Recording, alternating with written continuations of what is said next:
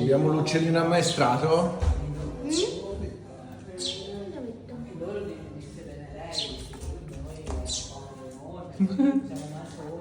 Levati. Non morde. Questo è un cosino piccino.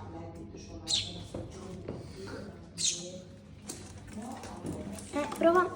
Sì, però non lo mangiate voi. Cioè, Sì. Viola.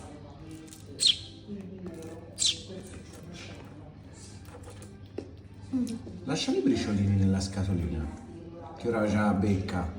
2 settimane fa era quasi senza piume.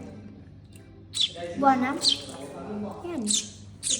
No, aspetta, tieni, per favore.